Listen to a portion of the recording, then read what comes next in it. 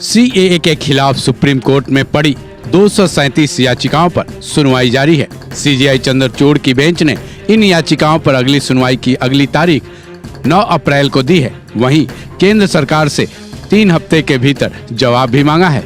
अब इस मामले में 9 अप्रैल तक का इंतजार तो करना ही होगा, लेकिन सुप्रीम कोर्ट में सीएए की याचिकाकर्ताओं के वकील कपिल सिब्बल ने सीजेआई चंद्रचूड़ की कोर्ट में मंगलवार को तगड़ी बहस की। हालांकि तुषार मेहता ने भी उनको जवाब तो दिए, लेकिन कपिल सिब्बल की तगड़ी दलील के सामने तुषार मेहता फीके पड़ते नजर आए और इस मामले के लिए थोड़ा और वक्त तक मांग लिया।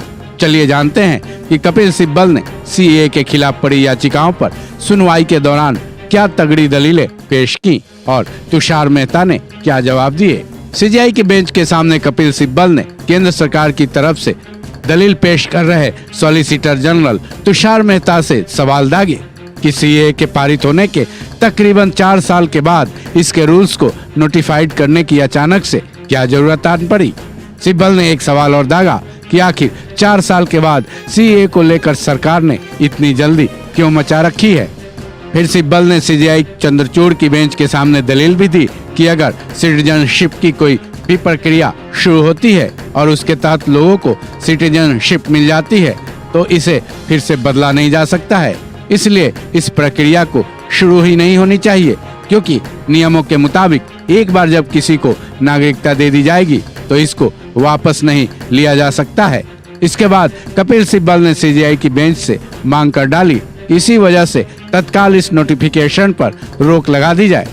सिब्बल ने सीजेआई की बेंच को ये भी जानकारी दी कि इसके तहत कुछ लोगों को नागरिकता दे भी दी गई है। ऐसे में अगर सीएए के नोटिफिकेशन पर रोक नहीं लगाई गई तो सुप्रीम कोर्ट में पड़ी इन याचिकाओं का कोई भी मतलब नहीं रह जाएगा। कपिल सिब्बल की इन दलीलों पर सॉलिसिटर जनरल तुषार मेहता ने जवाब दिए।